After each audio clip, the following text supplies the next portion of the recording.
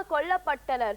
ஆங்கில ஆதிக்கத்தை எதிர்த்து முழங்கிய வீரசிங்கம் பகத்சிங் தூக்கு மேடைக்கு செல்லும் நேரத்திலும் தன் தாய் மண்ணின் மீது தான் கொண்டிருந்த மாறாத பற்றினை தனது வீர முழக்கத்தின் மூலம் வெளிப்படுத்தியதை நினைக்காமல் இருக்க முடியுமா? இதோ பகத்சிங்காக கோகுலவாசன் வருகிறார். பணிமலையும் நுரை பொங்கும் குமரி கடலும் நம் தேசிய எல்லைகள் அன்றோ. வளமிக்க திருநாட்டின் விடுதலைக்காக பாடுபடும் எண்ணற்றோர்கள் இப்பகத்சிங்கம் ஒருவன் என்பதில் அளவற்ற மகிழ்ச்சி அடைகிறேன். விடுதலை வீரர்கள் சாதாரண குற்றவாளிகள் இல்லை, ஒரு தேசத்தின் விடுதலைக்காக போர் புரிந்த வீரர்கள். ஆகவே எங்களுக்கு உங்கள் நீதிமன்றம் வழங்கிய மரண தண்டனையை முறைப்படி நிறைவேற்றுங்கள். ஆம், குற்றவாளிகளை கொல்வது போல் தூக்கில் போடாமல் இராணுவத்தினரை அழைத்து துப்பாக்கியால் சுட்டு வீழ்த்துங்கள்.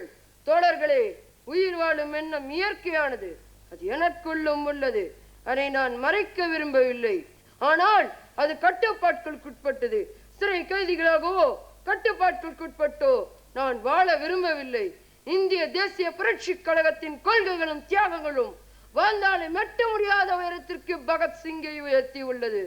ஆனால் ஒரு விஷயம் இன்றும் என்னை உறுத்துகிறது. ஆம், என் தேசத்திற்காகவும் இந்த சமுதாயத்திற்காகவும் ஏதாவது செய்ய வேண்டும் என்று எண்ணி என் மனம் நச்சரித்துக் கொண்டே இருந்தது. ஆனால் அவாசிகளில் 1000ல் 1 பங்கை கூட என்னால் நிறைவேற்ற இயலவில்லை.